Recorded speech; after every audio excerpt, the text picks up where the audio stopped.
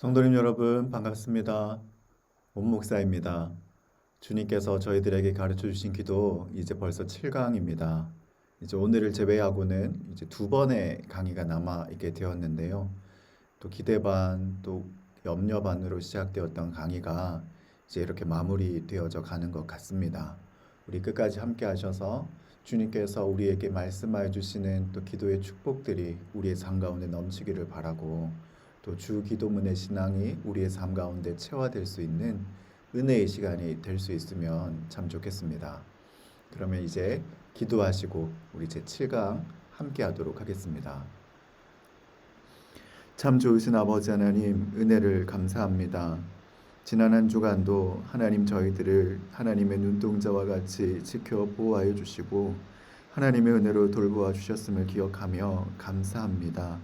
하나님, 이 시간도 우리에게 가르쳐 주신 주님의 기도를 배우고 묵상하고 익히면서 주님께서 저희들에게 내려주시는 하나님의 축복을 저희들이 누리며 하나님의 자유를 누리며 은혜를 누려가는 시간 될 수 있기를 소원하고 원합니다.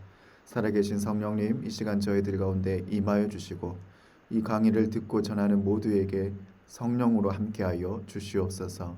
이 모든 말씀 살아계신 우리 구주 예수님의 이름으로 기도드리옵나이다. 아멘. 자, 그러면 주님께서 가르쳐 주신 기도, 우리가 우리에게 죄 지은 자를 사하여 준 것 같이 우리 죄를 사하여 주시옵고, 우리 또 늘 하던 첫 번째로 하이델베르크 교리 문답으로 보도록 하겠습니다. 126문입니다. 다섯째 간구는 무엇입니까? 우리가 우리에게 죄 지은 자를 사하여 준 것 같이 우리 죄를 사하여 주시옵고로 이렇게 간구하는 것입니다. 주님의 은혜의 증거가 우리 안에 있어서 우리가 진심으로 이웃을 용서하기로 굳게 다짐하는 것처럼 그리스도의 피를 보시고 우리 죄가와 언제나 우리에게 들러붙어 있는 부패를 불쌍한 죄인인 우리에게 돌리지 마옵소서 라고 문답을 하고 있습니다. 해설입니다. 주기도문의 이 넷째 간구가 겸손과 의존의 간구라면 이 다섯째 간구는 회개와 통회의 간구입니다. 넷째 간구는 우리가 피조물임을 떠올려주고 이 다섯째 간구는 우리가 죄인임을 떠올려줍니다. 그렇다면 양식을 구하는 것과 용서를 구하는 것은 틀림없이 관련이 있습니다. 많은 사람들이 이 관련성을 보지 못합니다. 이들은 날마다 하나님께 구하여 양식을 얻지만 자신들이 날마다 짓는 죄에 대해서는 용서를 구하지 않습니다. 우리가 날마다 필요한 것들을 아무리 풍성히 공급받는다고 해도 하나님의 용서하시는 은혜를 함께 받지 못한다면 그것은 결코 복이 아닙니다. 우리가 하나님을 공급하시는 분으로만 아니라 용서하시는 분으로 알 수 있다면 우리는 얼마나 복이 될까요? 하나님이 죄인에게 주실 수 있는 가장 큰 선물은 용서입니다. 그리스도께서 십자가에서 달리심으로 하나님의 백성의 죄값을 대신 지불하여 주셨을 때 이 용서는 처음에 한 번, 곧 죄인이 믿음으로 그리스도의 의를 꼭 붙들 수 있도록 성령님이 힘 주실 때에 일어날 뿐만 아니라 그 뒤로 인생에서 몇 번이고 되풀이 됩니다. 그리스도께서 제자들에게 날마다 용서를 구하라고 가르치셨을 때 용서를 경험한 적이 없는 거듭나지 않은 사람들에게 말씀하고 계신 것이 아니었습니다. 이들은 믿음으로 그리스도와 하나 된 사람들이었습니다. 그런데도 날마다 깨끗이 씻겨야 했던 것입니다. 예수님께서 베드로에게 발을 씻기러 오시자 베드로는 극구 말렸습니다. 그런데 예수님께서는 이렇게 씻는 것이 반드시 필요하다고 설명하여 주시자 베드로는 주여 내 발뿐 아니라 손과 머리도 씻어 주옵소서 하고 말했습니다. 그러나 예수님께서는 그럴 필요가 없다고 하셨습니다. 벌써 목욕한 사람은 온몸을 다시 씻을 필요가 없는 것입니다. 발만 씻으면 됩니다. 그러니까 전 인격이, 우리의 전 존재가 한번 씻기는 일이 있습니다. 성경은 이것을 칭이라고 합니다. 우리가 우리의 방향성을 하나님께로 돌리고 하나님의 자녀가 되는 것, 이것이 칭의입니다. 하지만 의롭다 하심을 받고 용서를 받더라도 죄인은 여전히 하루가 멀다 하고 자기 발을 더럽힙니다. 그래서 날마다 씻기고 깨끗해져야 합니다. 이것이 성화 또는 매일의 회심입니다. 주기도문은 자녀의 기도입니다. 이 기도는 자녀와 아버지 관계를 상정합니다. 이 관계가 항상 좋지는 않습니다. 하나님의 자녀는 이 관계를 망치는 짓을 자주 하고는 합니다. 날마다 자기 하나님을 거스르고 죄를 지어 하나님을 슬프시게 합니다. 사랑하는 하늘 아버지께 죄 짓지 않고 그냥 넘어가는 날이 없습니다. 그래서 하나님은 이 반항하는 자식이 다시 돌아와 죄를 자백하고 우리 죄를 사하여 주시옵소서 하고 빌기를 매일같이 기다리시는 것입니다. 본문에서 죄로 번역된 헬라어 오페일레마의 문자적 의미는 빚 혹은 부채입니다. 예수님께서 인간이 지은 죄를 빚으로 부채로 보고 계십니다. 이 빚은 감당할 수 없는 빚이며 이 빚에 관한 이야기는 마태복음 18장에 잘 나타나고 있습니다. 우리는 우리의 문제가, 우리의 부채가 얼마나 심각한지를 알아야 한다는 것입니다. 이 부채가 얼마나 심각한지 아는 사람만이 우리가 이 빚을 탕감받는 것 외에는 다른 길이 없으며 또한 우리가 이 부채를 탕감받았기에 그 은혜와 용서를 경험하였기에 다른 이들을 용서해 줄 수 있는 것입니다. 우리는 이 빚을 갚을 능력이 없습니다. 우리는 영적 파산자들입니다. 이것을 경험하고 고백하는 사람만이 이 5번째 간구를 드릴 수 있습니다. 이것을 고백하지 않는 사람은 자신의 죄가 1만 달란트는커녕 몇 데나리온 밖에는 되지 않는다고 착각하는 사람들은 그저 자신의 몇 푼 되는 자비, 적선으로 자신의 죄와 부채를 가리려고 애쓸 것입니다. 그러나 그것으로 되지 않습니다. 우리가 진 빚은, 우리의 부채는, 우리의 죄는 몇 가지 선행과 결심으로 될 일이 아닙니다. 존재의 결핍, 매일매일 우리의 악한 본성에서 일어나는 죄의 결과물들은 몇 개의 선행과 결심으로 해결할 수 있는 것이 아닙니다. 우리는 우리보다 크신, 우리의 죄보다 크신 그 창조주의 유일하신 하나님의 공로와 하나님의 은혜로만 가능한 것입니다. 하나님은 그리스도로 말미암아 우리 죄를 용서하심으로 우리의 빚을 탕감하십니다. 하나님 앞에 죄 없다고 선고받는 길은 하나밖에는 없습니다. 그것은 철저하고 솔직하게 숨김없이 우리 죄를 자백하는 것입니다. 다윗이 그렇게 했습니다. 내가 이르기를 내 허물을 여호와께 자백하리라 하고 주께 내 죄를 아뢰고 내 죄악을 숨기지 아니하였더니 곧 주께서 내 죄악을 사하셨나이다. 우리가 하나님과 화평하기를 간절히 바라고 우리의 죄가 그리스도의 보혈로 덮이기를 바란다면 우리가 할 수 있는 일은 하나밖에는 없습니다. 회개하고 돌이켜 죄를 자백하고 하나님의 은혜를 구하는 것입니다. 이 5째 간구는 우리의 죄를 사하여 주시옵고만 말하는 것이 아니라 우리가 우리에게 죄 지은 자를 사하여 준 것 같이 이것을 덧붙이고 있습니다. 이것은 많은 사람에게 커다란 문제를 안겨줍니다. 용서를 선물로 받기 위해 조건을 다는 듯이 보이기 때문입니다. 꼭 다른 사람을 용서해야만 우리가 용서받을 것처럼 말입니다. 하지만 이 말씀의 정확한 뜻을 아는 것이 중요합니다. 여기에서 뭐뭐 같이라는 말은 용서의 정도나 분량을 말하는 것이 아닙니다. 다른 말로 하면 우리가 우리에게 죄 지은 자를 사하여 준 것 같이는 우리가 우리에게 죄 지은 자를 사하여 준 것과 같은 방식이나 정도를 뜻하는 것이 아닙니다. 그런 말이었다면 우리의 처지는 정말 소망이 없었을 것입니다. 하나님의 용서가 우리가 아는 용서의 양과 질에 달렸다면 우리 중에 아무도 용서받지는 못했을 것입니다.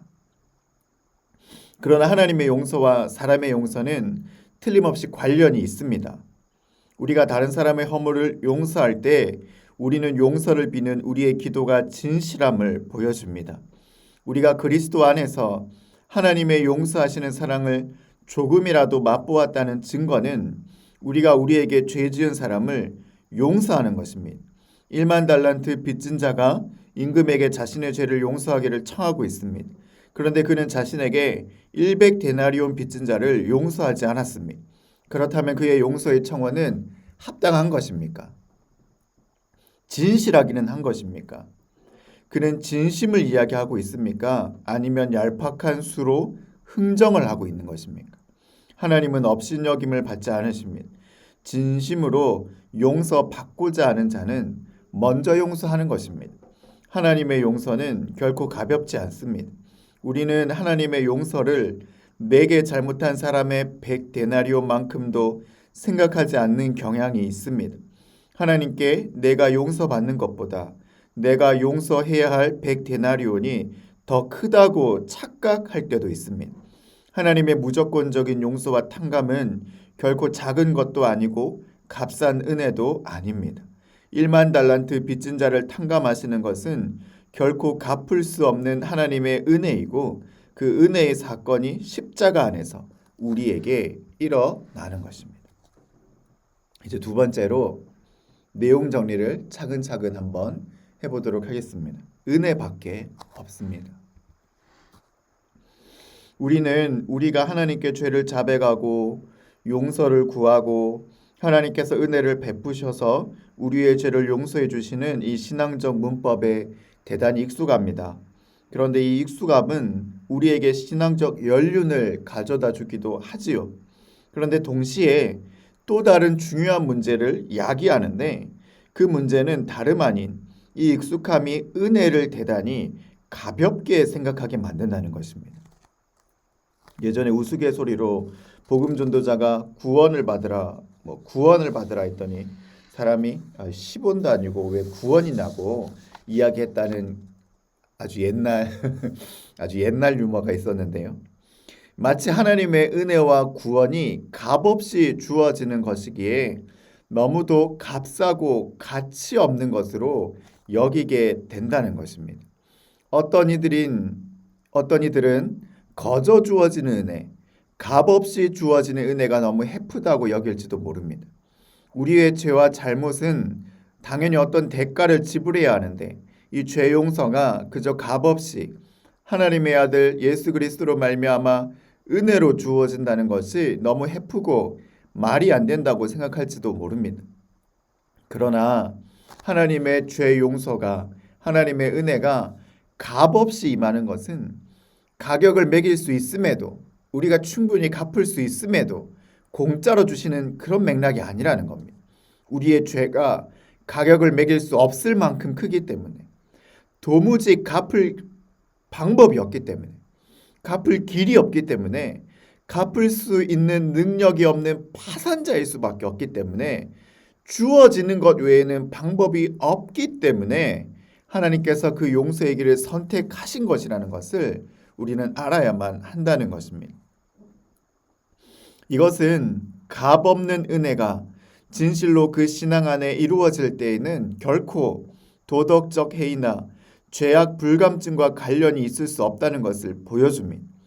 그가 진실로 자기가 영적 파산자라는 것을 깨닫고 스스로는 할 수 있는 것이 아무것도 없다는 것을 깨달아서 인생의 가장 최악의 절망과 마주하게 되었을 때 도무지 갚을 길이 없는 빚을 대신 갚아주신 하나님의 한없는 용서와 사랑이 있다는 것을 깨달아 알게 될 때 나의 죄를 대신 갚아주시기 위해 하나님이 사람이 되시고 십자가에서 그 모진 고통과 고난을 당하셨다는 것을 깨달아 알게 될 때 그는 그 은혜로 말미암아 새로운 삶을 살아갈 수밖에 없다는 것입니다.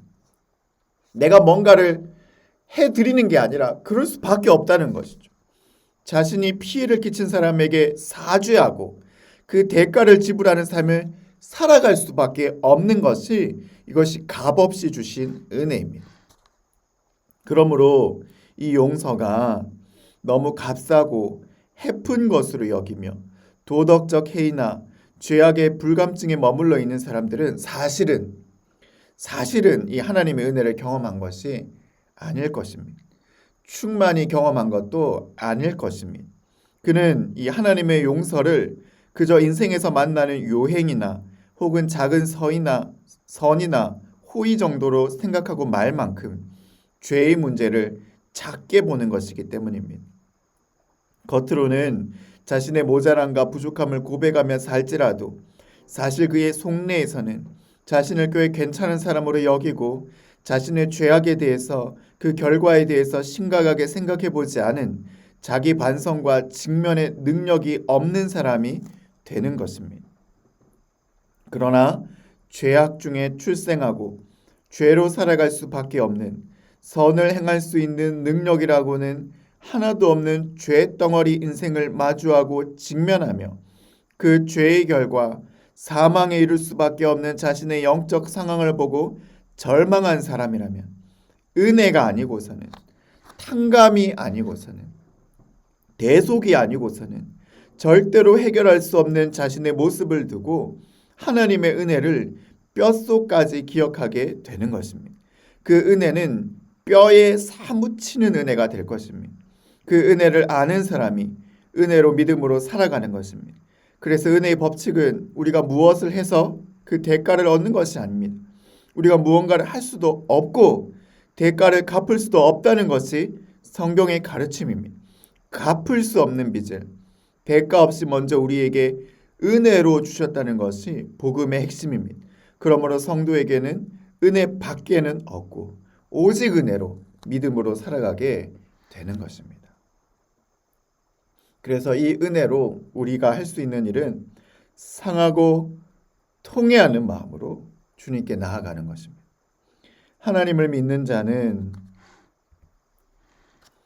자신의 존재적 소외를 인정하는 사람입니다. 하나님으로부터 분리되어 죄 가운데 머물러서 하나님의 완전함을 덧입지 못하였던 자신의 존재적인 소외를 인정하는 것입니다. 그리고 그 소외의 정도와 깊이와 넓이가 인간의 수행이나 덕을 통하여 해결될 수 있는 정도가 아니라는 것을 인정하며 내 의지와 노력으로 가능한 것이 아니라는 것을 인정하며 오직 다시 하나님께로만 연합되는 것 외에는 방법이 없다는 것을 인정하고 받아들이는 것입니다. 내가 죄인이라는 것을 인정하고 오직 하나님께로 돌아가는 것만이 구원이라는 것을 인정하며 그 앞에 겸손히 서 있는 것, 그것이 상하고 통회하는 마음입니다.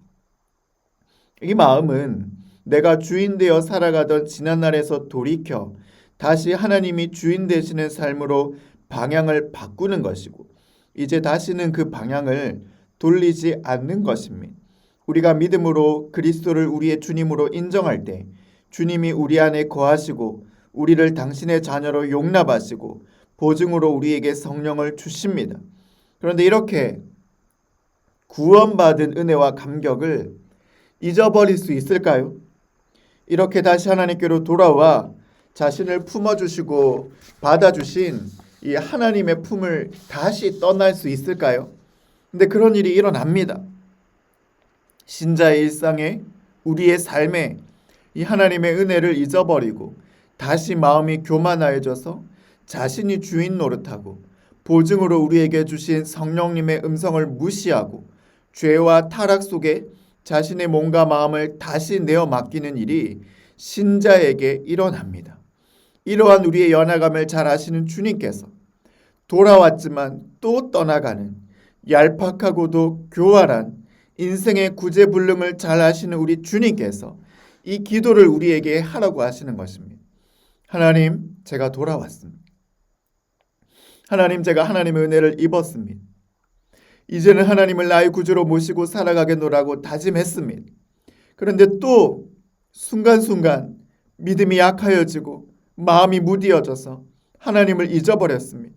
하나님, 저를 용서하여 주옵소서. 내가 주인 노릇하고 하나님을 무시하고 성령님을 경멸했던 나를 용서하여 주옵소서라고 하는 기도를, 이 죄 용서의 기도를 드리라고 우리 주님께서는 가르쳐 주셨던 것입니다. 그런데 이 용서는 우리가 하나님께 드리는 우리의 청원, 하나님을 향한 간절한 간구임과 동시에 또 하나의 서약이기도 합니다. 우리말로 이 죄라고 번역된 단어는 헬라어 뜻이 이 빚이라는 단어가 있다고 말씀드렸죠. 이것은 유대인들이 죄를 하나님에 대한 빚으로 보았고 또 이웃에 대한 빚으로 본 것을 반영하고 있습니다. 특히 죄를 하나님에 대한 빚으로 보았습니다. 반드시 갚아야 될 것이라고 보았다는 것이죠. 이것은 죄의 엄중함을 나타내는 말입니다. 그래서 죄를 하나님께 대한 빚으로 생각한 것입니다. 여기에서 마태는 우리도 우리에게 빚진 자를 사하여 준 것 같이처럼 완료형을 사용하고 있습니다. 이것이 큰 어려운 문제가 될 수 있죠. 왜냐하면 우리가 우리에게 빚진 자를 용서해 주었듯이 하나님도 우리 죄를 용서해 주시옵소서라고 할 때 우리 어감으로는 우리가 마치 우리 자신을 하나님께 모범으로 내세운다는 것입니다. 그렇게 되면 우리가 우리에게 죄 지은 자들을 용서한 것 같이 하나님도 우리의 죄의 빚을 용서해 주십시오라는 의미가 됩니다. 이는 우리 이웃에 대한 우리의 용서를 우리에 대한 하나님의 용서의 조건으로 내세우는 듯한 어감을 줄 수 있는 것입니다. 이 유대교적 배경을 금세기에 가장 많이 연구해서 셈족 언어를 가장 잘 알고 있는 요아킴 예레미야스에 따르면 여기 마태복음의 완료형을 당시에 예수님이 쓰셨던 이 아람어로 번역해 보면 아람어에서의 이 완료형은 시제를 나타내는 것이 아니라 동시성의 완료형, 즉 동시적인 것의 완료형으로 보아야 된다고 이야기합니다. 그러므로 이 뜻을 마태판을 기준으로 풀어보면 하나님 우리 죄를 용서해 주시옵소서. 그와 동시에 우리도 우리에게 빚진 자들을 용서하겠나이다 라는 뜻이 된다라고 하는 것입니다. 이 죄 용서의 청원의 두 번째 부분은 죄 용서를 하나님께 간구함과 동시에 하나님에 대한 부수적인 서약이라고 볼 수 있는 것입니다. 왜 이런 서약이 붙습니까? 이것은 아주 중요한 문제입니다. 우리를 아주 불편하게 한다고 느끼는 우리에게 빚진 자들을 용서해 준 것 같이는 사실 우리를 향한 하나님의 뜻을 명확하게 보여줍니다. 즉 이웃사랑, 곧 이웃을 내 몸같이 사랑해야 함을 찬명하는 것입니다. 이것이 하나님의 요구입니다. 하나님의 통치가 이와 같은 요구로 우리에게 온다는 것입니다. 그런데 하나님께 나의 죄들을 용서해 주옵소서라고 간구하면서 마음속에는 저놈이 나를 험담하고 나를 못살게 굴어서 내가 저놈을 언젠가 손을 봐주어야겠다라는 이 미움과 복수, 이웃에 대한 원한과 증오를 품고서 하나님이여 나의 죄들을 용서하여 주시옵소서라고 하는 것은 말이 안 된다는 것입니다. 만일 저놈만은 내가 용서할 수 없습니다라고 그 죄를 꾹 움켜쥐고 있으면서 하나님이여 나의 죄를 용서해 주시옵소서라고 한다면 그것은 그 죄 말고 다른 죄만 용서해 주시옵소서라고 하는 것이 되는데 그 또한 말이 안 된다는 것입니다. 죄 용서를 빌고자 한다면 자기의 죄를 버릴 각오를 해야 한다는 것입니다. 그렇게 해야 하나님의 용서가 나에게 구체적인 효력을 발휘하게 됩니다. 나의 이웃에 대한 용서의 태도를 동반하지 않는 죄 용서 청원은 하나님은 나의 죄를 용서하시는데 나는 죄 용서를 받지 않겠습니다 하는 것과 마찬가지입니다. 마태복음의 구조를 살펴보면 주께서 가르쳐 주신 기도 끝부분에 마태복음 6장 14절 16절 곧 너희가 사람의 잘못을 용서하면 너희 하늘아버지께서도 너희 잘못을 용서하시려니와 너희가 사람의 잘못을 용서하지 아니하면 너희 아버지께서도 너희 잘못을 용서하지 아니하시리라는 말씀을 주심으로 죄 용서 청원을 다시 강조하고 이 청원의 뜻을 되새겨 주시는 것입니다. 이웃에 대한 죄 용서를 하나님에 대한 우리의 공로로 내세워서 그 반대급부로 죄 용서를 받는 것이 아닙니다. 이웃사랑이 우리를 향하신 하나님의 뜻이라면 그것을 실천하지 못하는 죄에 대해 용서를 비는 자들로서 그것을 실천하지 않겠다는 의도를 마음속에 품고 있으면서 용서를 비는 것은 헛것이라는 말입니다. 1만 달란트 비유와 이 이야기는 관련이 있습니다. 예수님은 다시 한번 비유로 이 말씀을 강력하게 말씀하십니다. 마태복음 18장 23절에서 35절까지 해서 예수님은 이에 관한 설교를 하십니다. 이 비유의 마지막 말은 너희가 각각 중심으로 형제를 용서하지 아니하면 내 천부께서도 너희에게 이와 같이 하시리라 이렇게 되어 있습니다. 그러므로 이 비유가 주기도문의 죄 용서 청원에 관한 설교임을 알 수 있습니다. 이 비유에 의하여 1만 달란트 빚진 자에 대하여 왕이 그 빚을 탕감해 줍니다. 즉 용서해 주었습니다. 이것은 상상할 수조차 없는 금액, 가장 큰 금액에 대한 상징적인 숫자입니다. 1만 달란트. 이에 비해 100데나리온은 장정이 100일이란 것입니다. 이것이 결코 작지 않습니다. 이 작지 않다는 게 문제죠. 100데나리온은 우리에게 작지 않습니다. 한 달 월급을 300만 원으로 잡으면 이건 한 1000만 원 정도 되는 거 아닙니까? 1000만 원이 작습니까? 아니요, 작지 않습니다. 하지만 어마어마한 금액인 1만 달란트에 비해서는 비교할 수 없는 액수입니다. 어마어마한 빚인 1만 달란트를 탕감받은 사람이 그 이웃에게 빌려준 이 100데나리온을 탕감하지 않으면 그의 용서 청원이 헛되다고 하는 것입니다. 그가 하나님께 빌고 있는 그의 죄에 대한 심각성의 인식과 그 용서받음의 은혜가 그에게 있다고 볼 수 없는 것입니다. 우리는 1만 달란트 빚진 자들로서 이 빚을 도저히 갚을 수가 없기에 하나님께 탕감받은 자들입니다. 그 은혜가 우리의 나아가는 삶과 우리의 용서를 규정합니다. 우리 안에 이 은혜가 있습니까? 우리 안에 이 용서받음에 대한 감격이 있습니까? 그것을 먼저 살펴보아야 합니다. 그렇다면 우리에게 값없이 은혜를 베푸신 이 하나님의 용서가 우리를 통해서 이웃에게로 흘러가야 합니다. 이 땅 가운데로 흘러가야 합니다. 그것이 우리를 통하여 일하시는 작은 자를 통하여 임하시는 하나님 나라가 되는 것입니다. 따라서 이 죄 용서 청원에 참된 의미를 담아 상한 심령과 애통하는 마음으로 주님께 드리는 간구가 될 때 우리는 이렇게 기도하는 것입니다. 우리 죄를 용서해 주시옵소서. 그와 동시에 우리도 우리에게 빚진 자를 용서하겠나이다 라고 말입니다. 마지막입니다. 이 용서를 통해 자유케 하십시오. 용서는 매인 것을 풀어주는 것입니다. 빚을 탕감받고 자유를 경험하는 것입니다. 마태복음 6장 12절에 나오는 죄는 헬라어 오페일레마의 복수형 오페일레마타입니다. 오페일레마는 상당히 광범위한 의미를 내포하고 있는 단어이지만 공통적이고 중심에 드는 의미는 지불되고 갚아야 할 빚을 의미합니다. 예수님께서도 죄를 빚으로 비유해서 말씀하셨고 용서를 탕감이란 단어를 사용하셔서 교훈하셨습니다. 빚을 져본 사람은 그 빚이 주는 부담이 얼마나 큰지 알고 있습니다.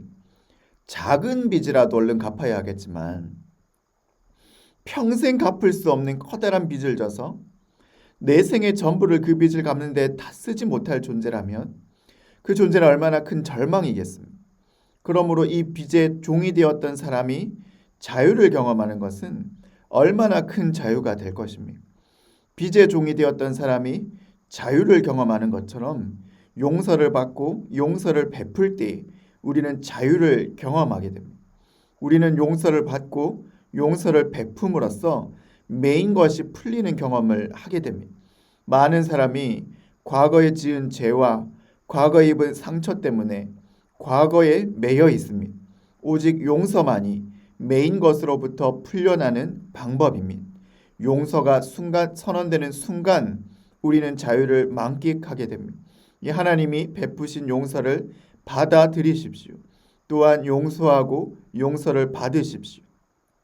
그때 막혀있던 기쁨의 샘이 솟구쳐 올라올 것이고 죄책감과 두려움이 사라지고 평강과 희락이 임할 것입니다. 용서하지 않겠다는 것은 스스로 고통 속에 살겠다고 결정하는 것과 같습니다. 미움의 감옥, 증오의 감옥, 자유케 되는 길은 하나님의 용서를 통해 그를 용서하는 것입니다. 우리는 용서를 받고 또한 베풀어야 합니다. 용서는 결코 쉬운 일이 아닙니다. 우리는 그것을 잘 알고 있습니다. 그러나 때로 어떤 용서는 우리의 존재를 넘어서는 일이기도 합니다. 그러므로 용서는 결코 가벼운 것이 아닙니다.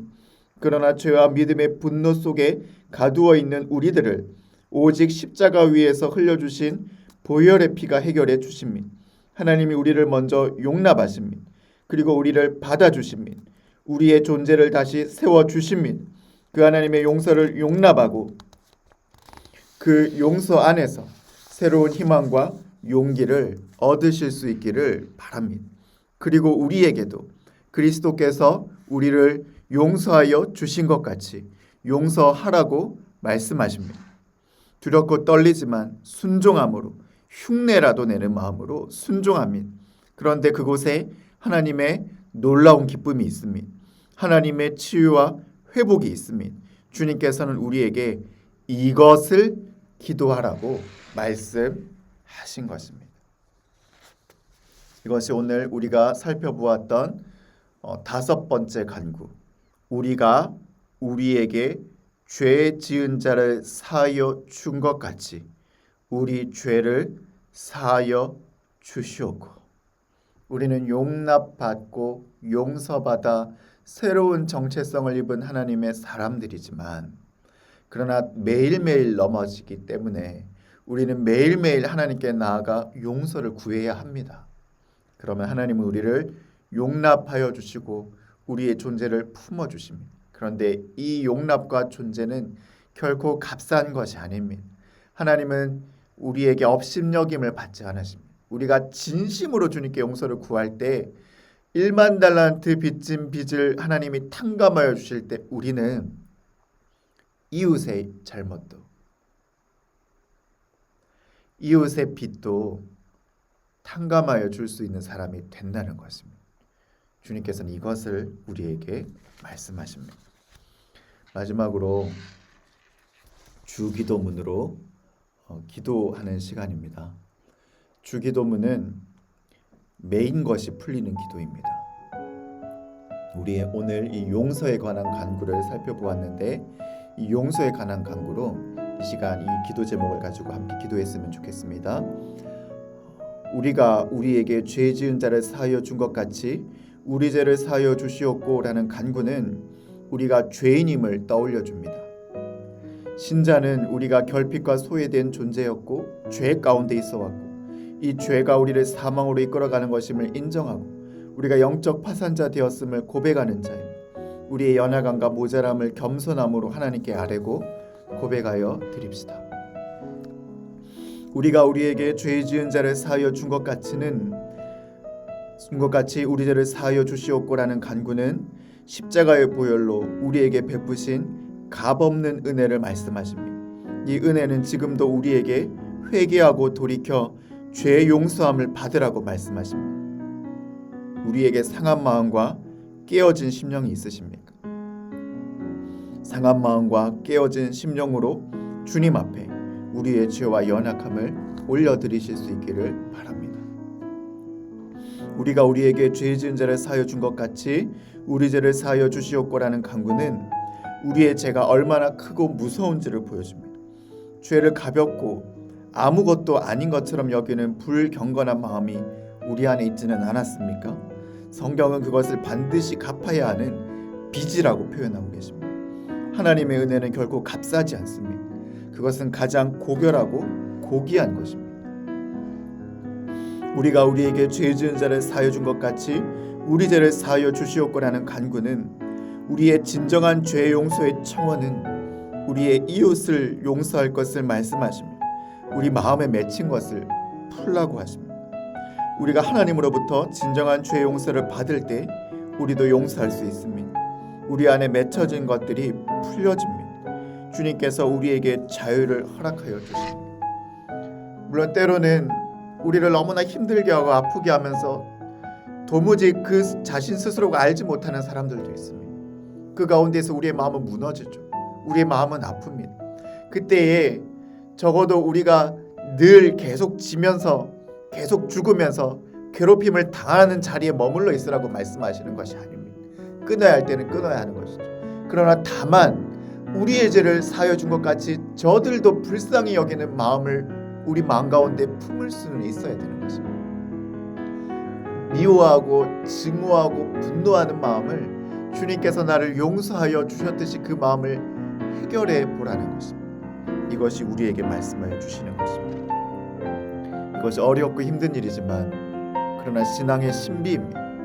우리가 하나님 앞에서 우리가 용납받았다라고 하는 것을 진정으로 깨달아 알게 되어질 때에 우리가 누릴 수 있는 신비입니다. 단기간 이것이 우리에게 일어날 수 있는 일은 아니라는 것을 잘 압니다. 그러므로 주님께서는 이것을 기도하라고 하셨던 것입니다. 기도하라고 하셨던 것입니다. 용서할 수 없는 우리를 잘 알기 때문에 기도하라고 하셨던 것입니다. 우리가 이 마음을 가지고 기도하면서 주님으로부터 용서를 받고 우리 마음 가운데 맺혀져 있는 것들을 풀어낼 수 있는 하나님의 사람이 되기를, 천국에 가는 그 순간에 이르기까지 기도할 수 있는 우리 모두가 되기를 바랍니다. 이 시간 함께 찬양하면서 우리 이 기도를 하나님께 드리도록 하겠습니다. 하나님께 찬양하고 기도하겠습니다.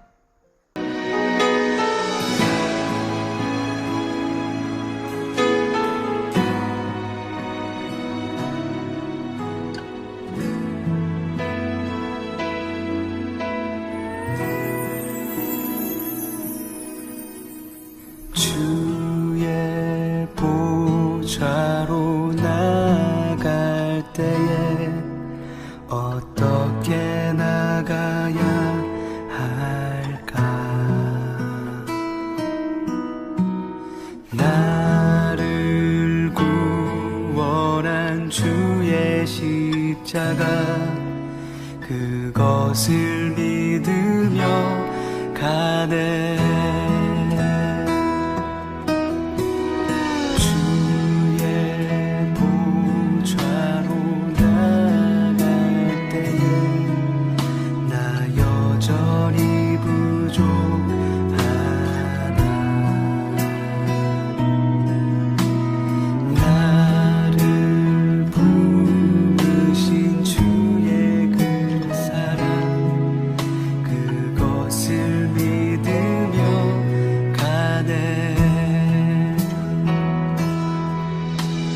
자격 없는 내 힘이 아닌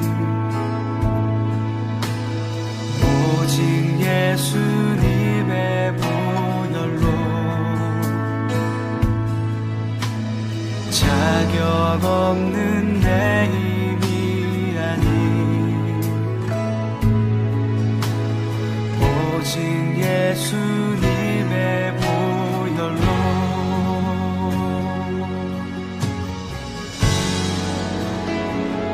십자가의 보혈, 완전하신 사랑, 힘입어 나갑니다.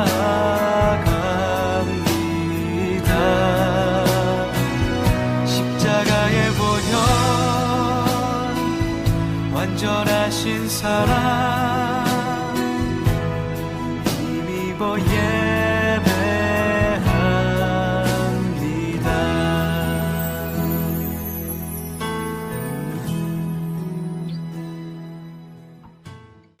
마지막으로 함께 기도하도록 하겠습니다. 기도하겠습니다. 우리가 우리에게 죄 지은 자를 사하여 준 것 같이 우리 죄를 사하여 주시옵고, 하나님, 저희는 죄인입니다. 우리는 이것을 주님 앞에 인정합니다. 갚을 수 있는 죄가 아니라 도무지 갚을 수 없는 파산자이기 때문에 하나님께서 값없이 탕감하여 주시고 용서하여 주시는 은혜를 베푸신 것을 저희는 믿고 고백합니다. 그 은혜가 저희들 가운데 충만히 임하게 하여 주옵소서. 저희를 용납하시고 받아주시는 하나님의 은혜가 먼저 우리 안에 충만히 일어나게 하여 주시옵소서. 그 은혜 안에 머무는 저희 모두가 되게 하여 주시옵소서. 그 은혜를 받았기 때문에 하나님, 저희는 저희 마음 가운데 맺혀 있는 억울함과 미움과 분노의 감정도 해결하기를 원합니다. 주님 따라 용서하며, 주님의 사랑 따라 용서하며, 우리가 우리에게 죄 지은 자를 사하여 준 것 같이 우리 죄도 사하여 주시옵고라는 기도를 주님 앞에 일평생 드려갈 수 있는 저희 모두들이 될 수 있게 인도하여 주시옵소서. 이 죄 용서함의 축복과 은혜가 저희 모든 삶을 덮어 주시옵소서. 이 모든 말씀 살아계신 우리 구주 예수님의 이름으로 기도드리옵나이다. 아멘. 오늘 우리 일곱째 시간, 우리가 우리에게 죄 지은 자를 사하여 준 것 같이 우리 죄를 사하여 주시옵고 기도를 같이 나누었습니다. 이 말씀이 우리의 삶 가운데 더 깊이 이해되기를 원하고, 이 기도의 고백이 우리의 삶 가운데 더 깊이 다가오기를 원합니다. 그래야 날마다 용서의 은혜 가운데 거하시는 하나님의 사람들 되기를 원하고, 우리 마음 가운데 맺혀 있는 것들을 풀어내실 수 있는 하나님의 사람들, 그 은혜가 우리 가운데 임하기를 원합니다. 우리 다음 주에 이제 8번째 강의, 6번째 간구 시간으로 다시 만나도록 하겠습니다. 우리 다음 주에 뵙도록 하겠습니다. 다음 주에 뵙겠습니다. 감사합니다.